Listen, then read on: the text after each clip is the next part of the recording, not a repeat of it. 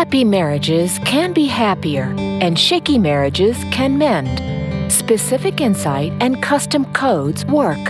Fix love now. It's the Marriage Code Podcast.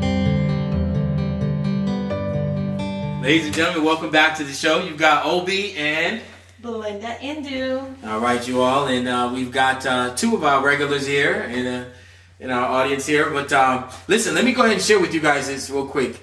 It's a story that I promised a couple of shows back. This is really something that I experienced. I went through this, and I'll give you the abbreviated version. As you all heard in the other show, my brother and I, our dad left a long time ago. Went back home. We came here to America. He left, went back to Nigeria, where we're from. And I was 11 at the time. Well, a few short years ago, my brother and I booked a plane ticket, pretty expensive plane tickets too, to go to Nigeria. We flew to Nigeria, my mom, my brother, and myself. And we got a chance to see my father after almost 30 years of not seeing or talking to him. Here's what happened. My brother, when we were in the room and my father's getting ready to come out, my brother gets this anxiety and he starts sweating and he starts pacing the room. And when my father walked through the door, my brother's fist balled up and he's standing there looking at him. If you've ever seen somebody who's about to do something they shouldn't do, that's the look that was on his face.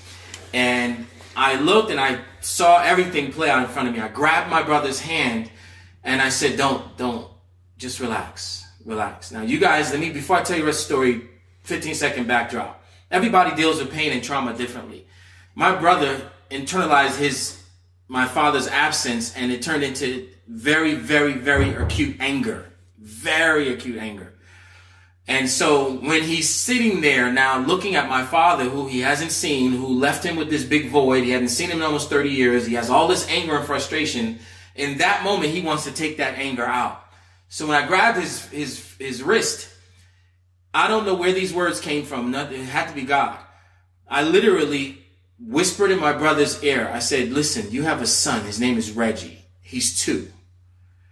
Let me tell you that there is something that you need to give Reggie, but you have to go get it from our Father. So don't do it for me. Don't do it for you. You need to have this conversation for Reggie.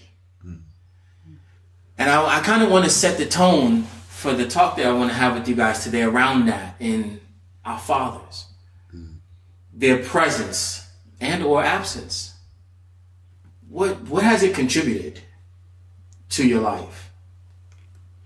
My father was a very patient man. He passed 13 years ago. But he was a very, very patient man. In all aspects to many people. And he was the type of person that when he said something, he meant what he said, but he could, quote, cut you in a way that you didn't realize you were cut until you were down the street. And you were like, wait, there's blood dripping. What's going on? Yeah, but he was a big guy, but he was a teddy bear. Yeah. So that's awesome. That's an imprint that's left in my mind of my dad. That's awesome. And I can tell, I can see the smile, genuine smile as you're reflecting. Yeah. Thank you for sharing that, Keisha. You're welcome. All right, babe. Well, I guess if I had to say something about my dad, it would definitely be the experience that I had when I was with him. For the most part of my life, my dad was not there, but he was always around, and he was always present in terms of whenever I needed him. He was literally just a phone call away. I never remember reaching out to him and him not responding to me and with urgency. He was always there in that way. I guess the biggest thing I could remember mostly about him was the impact that he would consistently leave with me. The impact was comforting, very comforting. And it was always very like, you're okay. He left me with a sense of security. And I think that's why I loved him so much. Although I didn't get the experience like our daughters have, unfortunately. And I see now with what you give to our daughters, what I missed as a little girl. And I'm just so grateful for them. And I see some of the things that I went through that I'm never going to have to go through because of how present you are for them. But as a child, the way my dad loved me when he did, it left me very confident. I did not miss. I felt as a child I wasn't missing anything. Interesting. That's very good. Yeah. It was very interesting because when most little girls grow up without a father, they do experience that huge lack of my father's not in my life. You know, and I cannot say that I felt that until I became an adult. I felt that lack and I felt like, oh, wait, I didn't have that when I became an adult. But as a child, he was literally a phone call away. He was right there. Yeah, it's interesting that even their absence still contributes. Oh yeah. And that was my situation. My father was absent in my life, and his absence contributed to almost everything that I am today. You know, there was nobody to play baseball with, right? So later on, I learned how to play. There was no one to, you know. There's this thing that you and I've talked about lately, in a man's touch, right? And then, I mean, just totally being authentic. Like most men have never felt another man's touch, and I don't mean in any kind of, you know, sexual way or perverted, nothing of that nature. I'm not saying that. I'm just saying in terms of, you know, everybody knows what their mom's touch feels like. Everybody knows what their mom's cooking feels like. Everybody knows what their mom's love feels like. But most men have never been touched by another man. They've never felt another man's love. They've never felt another man's hug. They've never felt another man's approval and know that, wow, I really just made his day. Right. You know, and so even his absence contributed to my life. So for me personally, I became that person. You talk about our daughters. I hug like crazy. And we have a rule. My daughters cannot walk past me in the morning unless they give daddy a hug and a kiss. You know, so it has contributed, right? I know how to fix the plumbing because Dad wasn't there and I had to figure it out because Mom didn't have enough money to go hire a plumber. So there's still contribution. And Craig, what about you, sir? I'd have to tell on what you're saying. I lost my father the week of my 4th birthday. So the absence of a father gave me the drive, the influence, the intention to become and continue to become what I, you know, in our community, that was, you know, the absent father. The system was structured to help that. So the father was absent as well. So you needed a consciousness of what was really absent to appreciate what is to come. My mom did remarry when my foundation was laid, but she remarried 8 or 9, when I was 8 or 9 probably. And I had an appreciation, didn't have expectation of him, but I had an appreciation for whatever he, you know. I don't think I was an ungrateful son for the second time. My mom remarried, and then going from there to seek out, it gave me that hunger and thirst after not so much of what I didn't have, but what I wanted to be. You know, it helped me make that choice to be the change that we want to see, or be, you know, not be a victim in essence, but to be a victor in that, and grow from that. And so, yeah, definitely. When we talk about standards, the standard of a mother and father, that's how we get here. All of us get here.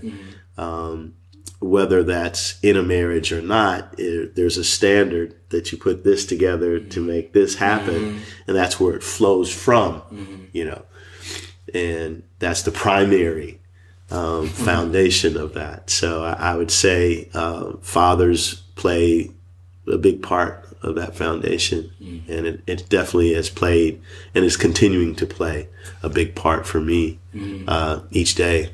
on how to be a man, how to be a friend, how to be a brother, how to be a lover, whatever that is, Yeah. So.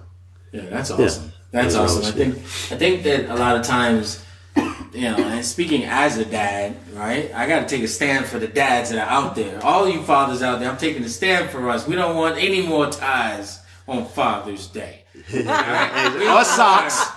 Or belts. We got none of that. We want something different. Yeah. Darn it, we're people too. Yeah. All right? And so I bring that up. I'm joking, but I bring that up. You want to say something? I don't want you to miss your point. Oh, okay. All right, so I'll say first then, because I think you're about to give me. So, but no, seriously, I say that because I feel like sometimes dads kind of get the short end of the stick, And if you think of mothers, if I ask anybody right now, mother, give me one word, I doubt there'll be a bad word in there. Yeah. You know what I'm saying? Mother, love. Mother, nurturing. Mother, caring. Mother, always. Mother, forever. Yeah. You always get good stuff. Dad, not there. Dad, aloof. Dad, not in my game.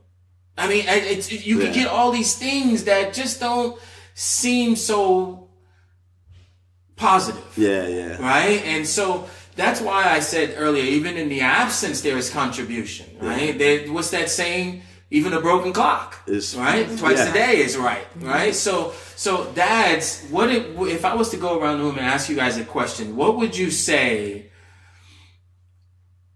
a dad, I don't want to say should be known for? Could be. Or could be, yeah. Like, what is that contribution that dads could be known for? Or if your dad was known for, what was that for you? You know what's interesting, babe? Seriously? Mm-hmm. As you were talking, and this is what I was going to say, that